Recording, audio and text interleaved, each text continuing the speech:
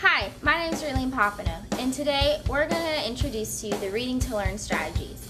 Reading to Learn strategies can be used in any class and even outside of school, but whenever you use them, you are guaranteed to be successful. Let's take a look at a classroom situation where these strategies are used. All right, you guys, we have talked and discussed the reading strategies, the umbrella that you were introduced to. Now what I want you to do is do a think aloud with your actual textbook that you're going to be using throughout the entire year. So you'll first do a think aloud looking at the text, looking for possible hindrances in your reading and looking for possible ways to help you out when you're doing your reading during school time, during class time. And you really need to know how to use it to the best benefit so that it will benefit you in class so you'll be successful.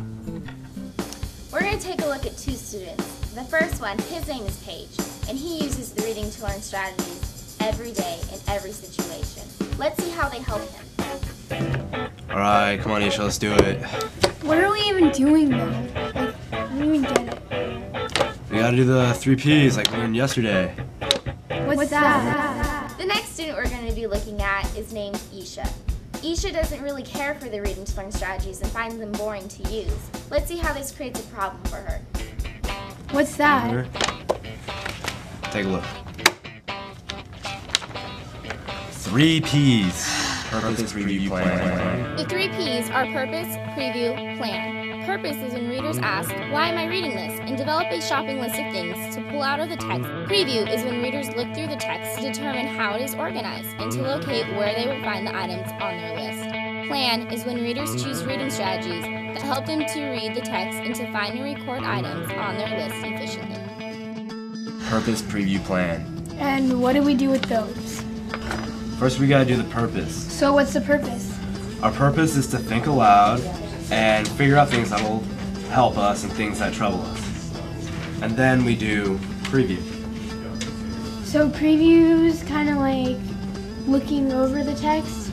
Yeah. Like just looking through it all and trying to figure out things like that we just see?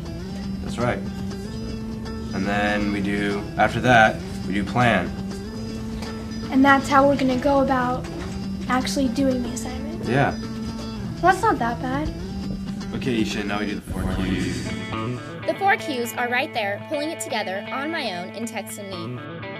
A right there question is when the answer is in one place in the text. A pulling it together question is when the answer is in the text, but it is not found in one place. The answer is pulled together from different parts of the text. And on my own is when the answer connects some personal experience or some prior learning to a concept or idea that is presented in the text. A text and me question is when the answer combines the content of the text, your experience, and your prior learning to draw a conclusion or solve a problem. Now we do the 4 Qs. But there aren't any 4 Qs for this assignment. Okay, then we'll just skip that. So now we gotta do the 5 S's. The 5 S's are question, clarify, summarize, connect, and apply. To question is when readers ask themselves questions as they read to identify places where they don't understand or need more information. To clarify is where readers stop to make sense of important words they don't understand in order to move on in the text. To summarize is when readers decide what is most important in each organizational piece of the text and record those things in their own words. To connect is when readers continue to find an area of their own experience or prior learning that relates to the text as they read. To apply is when readers take the ideas or concepts from the text and use them to complete a task or solve a problem. So now we gotta do the 5 S's. Okay, what's the first one? Well, first we have to question it. So like question the text to see what could kind of pose a problem to us? Yeah. So some things that would kind of slow us down when we're reading this is like vocabulary because you might not understand it, like interstate commerce. Yeah, so when we do that, we have to do the next step in the 5 S's, which is clarify. So we actually have to figure it out, what it means. Well, for vocabulary, we know that it always gives us a definition right next to it or in the back of the book. So that could help us. Yeah. So once we read all that and figure out what it is, we have to summarize it in our own words. Okay, so that's simple. Basically, all throughout the text there will be vocabulary that might pose a problem to us.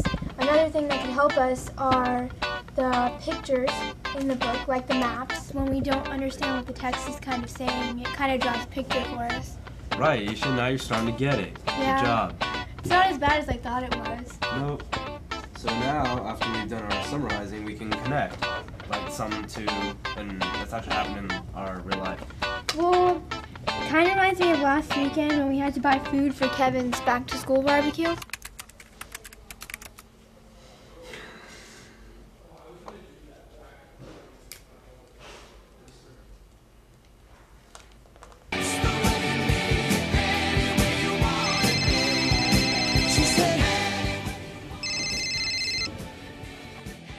Hi, Paige.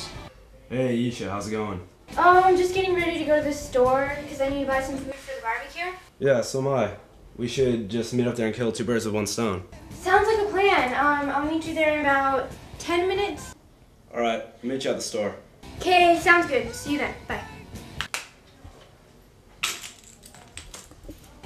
After I hung up, I wrote my grocery list real quick. You and your crazy list. What took you so long? Almost forgot my grocery list. Are you kidding me? My mom needs a grocery list. Well, I guess it's a little funny, but at least I know what I need. Well, so do I. I mean, it's all up here. Well, good luck with that. Hope you don't forget anything. I won't. Alright, when we're both done shopping, we'll just meet back here. Okay. Well, I guess I didn't know it then, but you were right. I really did need a list. When I was looking for things, I kind of just went through each aisle and got distracted and overwhelmed.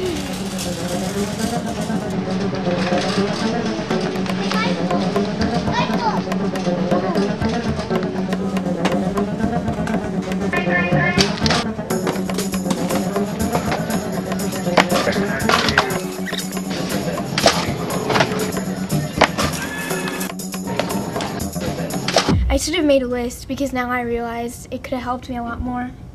Yeah, that's exactly why I made a list. I got what I wanted, so I didn't have to spend much time at the store.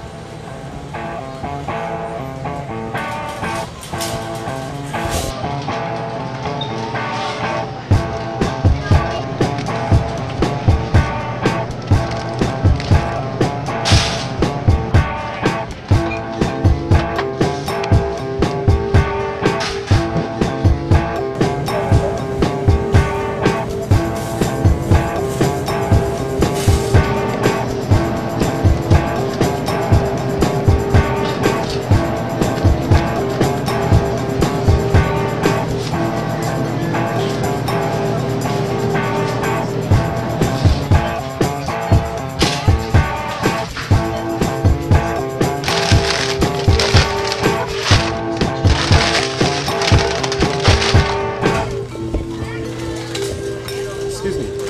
Hi, can you show me where the beans are? The refried beans or the raw beans? Refried beans. Sure, they're right this way. Thank you. Very welcome.